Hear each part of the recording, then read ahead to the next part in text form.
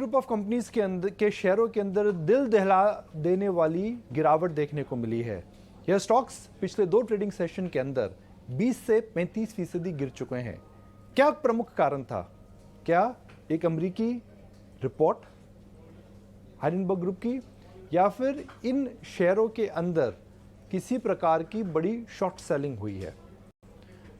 Adani enterprises का FPO अभी खुल चुका है और जो अडानी इंटरप्राइज का स्टॉक प्राइस है, उसकी जो कीमत है वह एफपीओ प्राइस से नीचे है। तो रिटेल इन्वेस्टर को क्या करना चाहिए, इस चर्चा को आगे बढ़ाते हैं और हमारे साथ अडानी ग्रुप के सीएफओ रॉबी सिंह मौजूद हैं। उनसे बातचीत करते हैं, समझते हैं कि शेयरों में क्या हुआ, क्यों हुआ, और इस अमेरिकी रिसर्च रिपोर्ट को लेकर के अडानी ग्रुप ने, जिन्होंने कल रात एक्सचेंजेस पर एक 400 पेज का एक एक्सप्लेनेशन दिया है, उसमें क्या डिटेल्स हैं। रॉबी, ईटी नाउ स्वदेश से जुड़ने के लिए बहुत बहुत शुक्रिया। रॉबी, एक दिल दहला देने वाली मंदी अडानी ग्रुप ऑफ स्टॉक्स में 2 ट्रेडिंग सेशन में आई है, तो इन स्टॉक्स में क्या हुआ, क्यों गिरावट आई है, किन लोगों ने बेचा, और क्या इंस्टीट्यूशनल सेलिंग भी देखने को मिल रही है? नहीं, आप देखेंगे, अगर हमारे पास जो संडे तक का इन्फॉर्मेशन है उसमें कोई बड़ा इन्वेस्टर चेंज नहीं हुआ है, और ना ही वो कोई ऐसी गुंजाइश है कि वो बड़े पैमाने में चेंज होंगे। बिकॉज जो लॉन्ग टर्म इन्वेस्टर्स हैं, वो जिसको हम, अगर मैं इन्वेस्टमेंट भाषा में बोलूँ, वो इंटर जनरेशन इन्वेस्टर हैं। तो उनको ये 1 दिन की वॉलेटिलिटी, 2 दिन की वॉलेटिलिटी, 1 महीने की वॉलेटिलिटी से कोई लेना देना नहीं है। वो एक 20 साल 30 साल की वैल्यू को देख रहे हैं। अगर आप उस हिसाब से चलते हो तो हमारी एसेट्स जो हैं, ये कोर एसेट्स हैं। एग्जांपल ले लीजिए आप, रोड हो, चाहे एयरपोर्ट हो, चाहे ट्रांसमिशन कंपनी हो, चाहे वो ग्रीन पावर प्लांट हो, चाहे वो सिटी गैस डिस्ट्रीब्यूशन बिजनेस हो, चाहे वो कन्वेंशनल पावर प्लांट हो, वो एसेट 50-60 साल चलने वाली एसेट्स हैं, और वो एक बहुत सॉलिड तरीके से चल रही है। और जैसे आपने अभी बोला कि वो Hindenburg report, even Hindenburg report में वो रिपोर्ट वैसे गलत मिस इन्फॉर्मेशन पे, झूठ पे के बुनियाद पे बनी हुई रिपोर्ट है, लेकिन उस रिपोर्ट में वो हमारी एसेट लेवल पे, कैश फ्लो या बिजनेसेस पे कोई उंगली नहीं उठा पाए। वो हमारी एसेट्स इतनी सॉलिड हैं कि वो झूठ के बुनियाद पे भी कुछ नहीं बोल पाए। तो ये जो बाकी उनका रिपोर्ट है, ये जो शेयर प्राइस की वॉलेटिलिटी है, इससे ये, हाँ जी, हमें जो दुख होता है, जो हमारे प्रमोटर को दुख होता है, उसके माने में हमें जो दुख आता है वो ये है कि हमारे जो रिटेल इन्वेस्टर भाई बहनों ने शेयर लिए थे, उनको शॉर्ट टर्म लॉस हुआ है। और ये एक दुख की बात है, और इसी के लिए हमने बहुत डिटेल्ड रिबटल निकाला है, लगभग 300-400 पेजों का है वो, और हमने ये बिना किसी गुंजाइश के इस्टेब्लिश कर दिया है उस रिपोर्ट में कि ये एक झूठ के बुनियाद पे, एक अटैक के बुनियाद पे, और एक हार्म पहुंचाने के बुनियाद पे हमारे एफपीओ को ये रिपोर्ट निकाला गया। अभी हिंडनबर्ग रिपोर्ट ने करीब 88 क्वेश्चंस रेस करे हैं। मैं बड़े बड़े मुद्दों पर आता हूं। सबसे बड़ा मुद्दा है अडानी ग्रुप की लेवरेज, और यह मुद्दा पहले भी आया था। तो उन्होंने जो रिपोर्ट में कंसर्न्स रेस करी हैं, वो नई कंसर्न्स नहीं है, मगर जो कंसर्न्स एक प्रकार की वाजिब कंसर्न है। थोड़ा डेट लेवल के बारे में बताइए, बिकॉज मैं डेटा देख रहा था और उसके हिसाब से जो ग्रुप एंटिटीज़ हैं उनके अंदर डेट लेवल कम हुआ है, आईसीआर रेशियोज भी बेटर हुए हैं, मगर प्रोमोटर लेवल पर डेट इस समय कितना ज़्यादा है? जी, अगर आप डेट का अगर आप देखते हो तो एक तरफ अगर आप देखें तो एक बड़ी कंपनी का नाम ले लीजिए, टेक कंपनी, सबसे बड़ी दुनिया की टेक कंपनी का मैं नाम नहीं लूँगा। अब उनके पास $50 बिलियन का डेट है। तो वो डेट उनके पास है, तो उनका 50 बिलियन का रेवेन्यू भी है। हमारे पास जो डेट है उसके अगेंस्ट हमारे पास भी रेवेन्यू है। तो डेट का जो अमाउंट हो, जो साइज़ हो, हम उतना बोरो करते हैं जितना हम कैश कमा रहे हैं।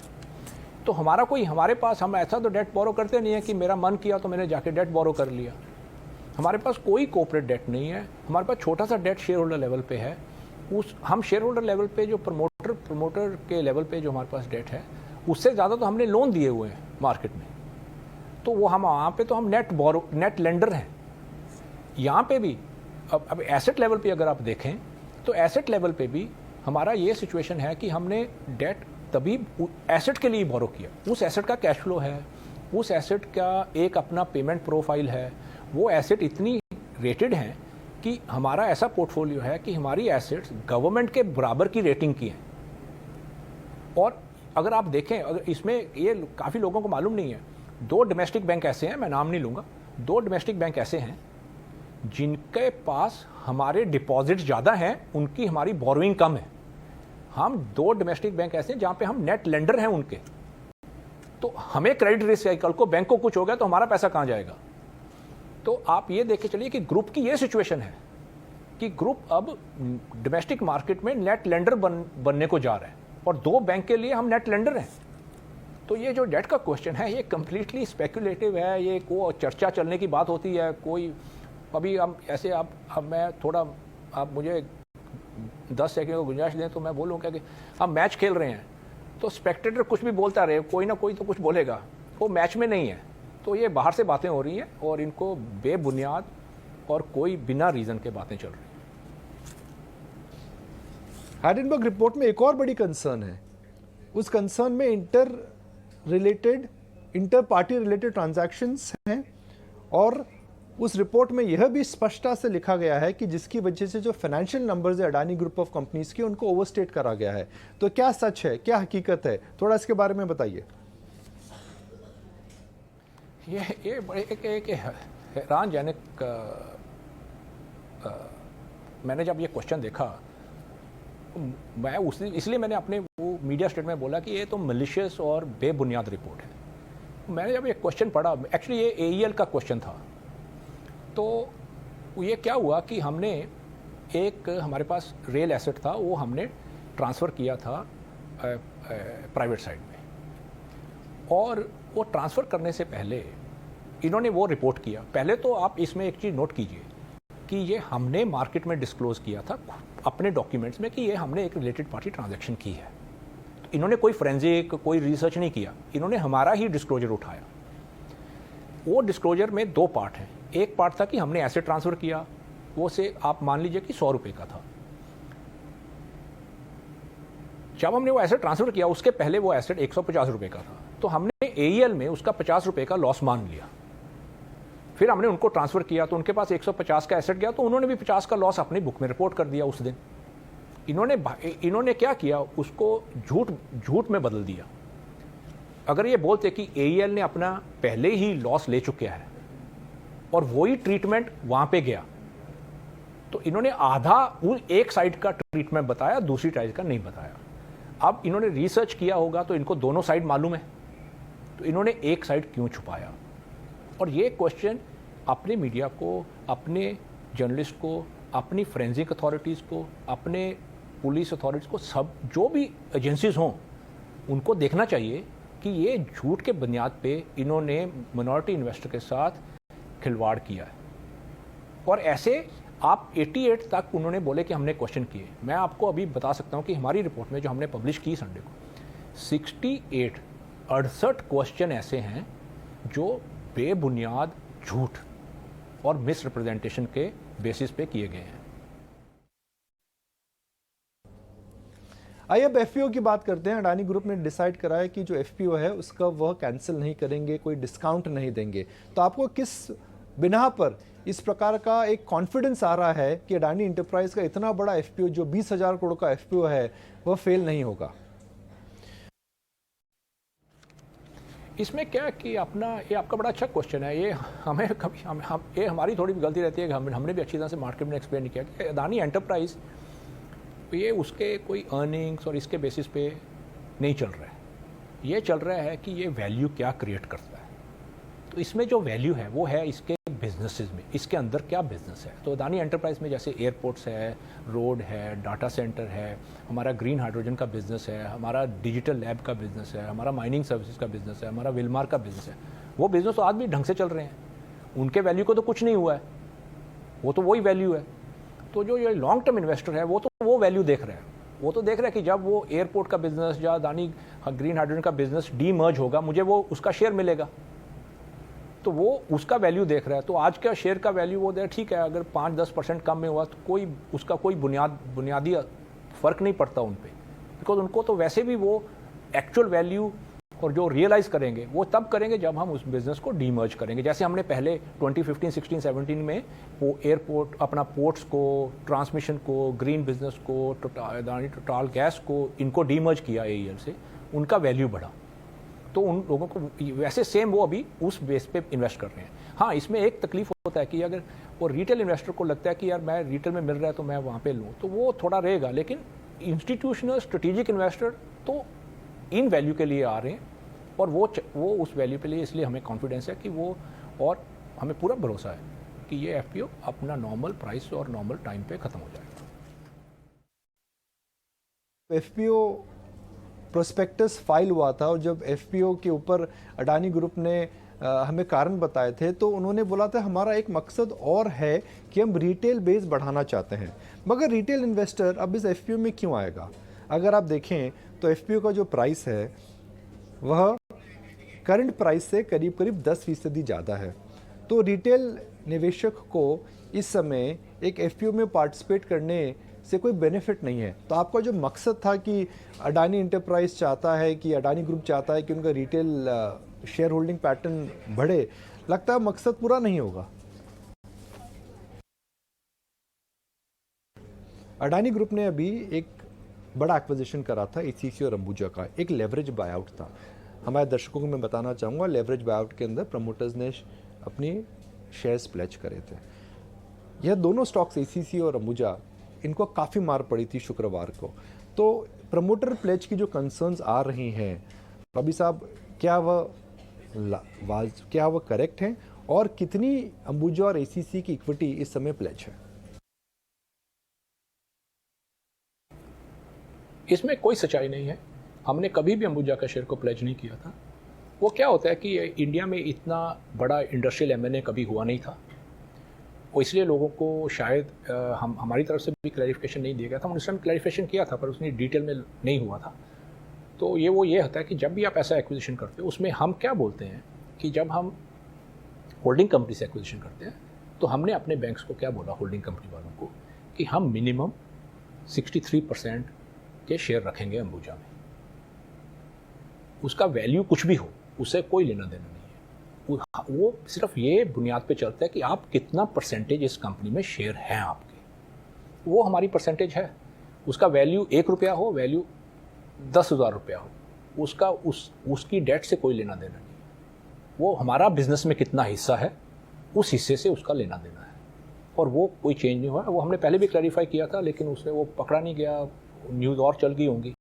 लेकिन ये मैं स्पष्ट रूप से कह सकता हूँ कि कोई ये बिल्कुल बेबुनियाद अफवाह है, और इसको अफवाह को अफवाह समझे और अननेसेसरी अपने आप को इस अफवाह की लपेट में ना लाएं। वो एक हमारे लिए भी दुख की बात है, क्योंकि हमारा जो एक ऑब्जेक्टिव है, वो ऑब्जेक्टिव है कि जो इंडिया का आम सिटीज़न है, उसको जो इंडिया की, हम तो सारी हार्ड एसेट्स में हैं, एयरपोर्ट है, रोड हुआ, पोर्ट हुआ, पावर स्टेशन हुआ, ट्रांसमिशन लाइन हुआ, तो इन हार्ड एसेट्स में अपनी पब्लिक को हिस्सेदारी, और उनकी हिस्सेदारी इसमें होनी चाहिए। और अब ये जो प्राइसिंग का मिसमैच हुआ है, उससे शायद वो कम होगी, वो नहीं हिस्सा ले पाएंगे। ये एक दुख की बात है कि इस वॉलेटिलिटी में जो सबसे बड़ी, ये मैंने पहले भी ये बोला था आपको, कि हमें सबसे ज़्यादा दुख ये है कि इसमें सबसे ज़्यादा हार्म रिटेल इन्वेस्टर को ही होगा। इसीलिए जो झूठ के बुनियाद पे रिपोर्ट निकाला गया, वो रिपोर्ट रिटेल इन्वेस्टर को, रिपोर्ट ने रिटेल इन्वेस्टर को हार्म पहुंचाया है, और इंडियन रिटेल इन्वेस्टर को हार्म पहुंचाया है।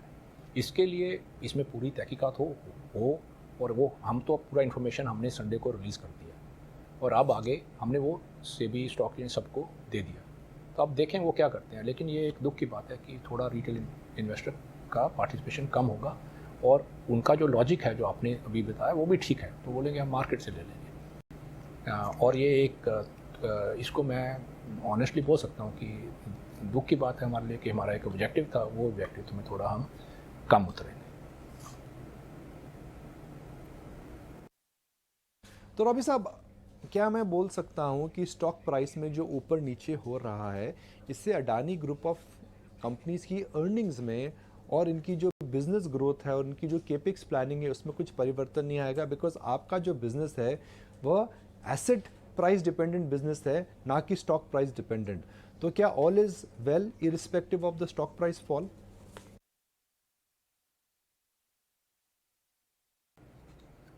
जी नहीं, इसमें हमारा एक्सपेंशन एसेट लेवल पे होता है। हमें नई एसेट्स बनानी है, उसमें हमें एक्चुअल कैश डालना है, वो कोई पेपर के बेसिस पे तो होता नहीं है। तो अगर हमें एसेट बना रहे हैं उसके लिए हम डेट लेंगे, उसके लिए अपना कैश डालेंगे, और कैश हमारा ऐसे और आपको मैं एक बात बता सकता हूँ, आपके दर्शकों के साथ शेयर कर सकता हूँ कि हर हफ्ता हमारा ग्रुप पोर्टफोलियो लेवल पे, टोटल कंपनीज के लेवल पे 1100 करोड़ फ्री कैश फ्लो कमाता है। वो इस हफ्ते भी 1100 करोड़ था, अगले हफ्ते भी 1100 होगा, उसके अगले हफ्ते भी 1100 होगा। तो वो हम फ्री कैश फ्लो डिप्लॉय करते हैं, अपना एक्विटी उसमें से जो बचता है वो एक्विटी डालते हैं बिजनेस में, उतना डेट बोरो करते हैं, वो एसेट बनता है। हमारा कोई ऐसा तो है नहीं है कि हमने अपने लिए कुछ बोरो कर लिया या कंपनी ने अपने लिए कुछ बोरो कर लिया। तो वो प्लानिंग उसके कैश फ्लो के बेसिस पे चलती है, तो वो कैश फ्लो के बेसिस पे चलती रहेगी, उसका शेयर प्राइस से कोई लेना देना नहीं है। हाँ, शेयर प्राइस से हमें एक तकलीफ है, वो जैसे हमने डिस्कस किया आपके साथ कि इस वॉलेटिलिटी में मिनॉरिटी इन्वेस्टर का लॉस हुआ है, उसके लिए हमें बहुत दुख है। हम तो शेयर बेचते नहीं हैं तो हमें कुछ नहीं है, लेकिन हमें अपने मिनॉरिटी इन्वेस्टर्स के लिए एक दुख की बात है। रॉबी साहब, मार्केट कैप तो देखिए अडानी ग्रुप ऑफ स्टॉक्स की गिरी है और काफ़ी ज़बरदस्त गिरावट मार्केट कैप में आई है। प्रमोटर की जो वेल्थ है उसमें भी भारी गिरावट आई है। तो क्या एक प्रकार का दुख नहीं हो रहा है, इतनी बड़ी जो वेल्थ इरोजन देखने को मिलती है? देखिए, इन चीज़ों में वो कहते हैं ना, तमाशा ज़्यादा है, रियलिटी कम है। हम रोज़ कोई उठ के ये नहीं देखते कि हमारा पेपर वेल्थ क्या है, पेपर वेल्थ क्या नहीं है। आप अगर हमारी कोई भी ग्रुप की प्रेजेंटेशन देखें, आप हमारे प्रमोटर गौतम अडानी का कुछ सुन लें, मुझे कभी सुन लें, हर तीसरा पेज हमारी ग्रुप प्रेजेंटेशन में होता है।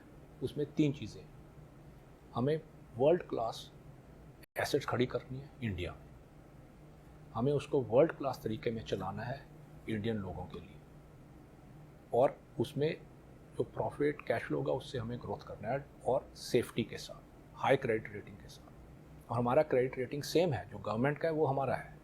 तो हम इस लेवल पे हम काम कर रहे हैं। तो हमारा काम है अच्छी एसेट्स बनाओ, उनको अच्छे तरीके से चलाओ, और उसी कैश फ्लो के दायरे में उनको ग्रो करो। तो ये ऊपर नीचे होता रहेगा, इसका कोई हमारे पे मायना नहीं है, इसमें कोई हमारी दिलचस्पी नहीं है। हमें एक जो प्राइड है वो ये है कि हमारा पोर्ट दुनिया में सबसे अच्छा है, हमारे एयरपोर्ट दुनिया में सबसे अच्छे हों, हमारे लोगों को जो डाटा सर्विसेज मिले वो सबसे अच्छी मिले, हमारे लोगों की बिजली नहीं कटे, तूफ़ान हो, अर्थक्वेक हो, लेकिन बिजली चलती रहे। तो ये हमारी एक अचीवमेंट है, इसी पे हमारा फोकस है। चलिए रॉबी, बहुत बहुत शुक्रिया, और ईटी नाउ स्वदेश को आज समय देने के लिए बहुत बहुत धन्यवाद। ये थी बहुत ही शानदार और बहुत ही डिटेल्ड कॉन्वर्सेशन जोगिंदर सिंह जी की इस पूरे मामले को लेके सफाई और निकुंज के पहले सवाल इस मैटर को लेके आपको काफ़ी क्लैरिटी आई होगी। हमारे साथ हमारा पूरा पैनल है।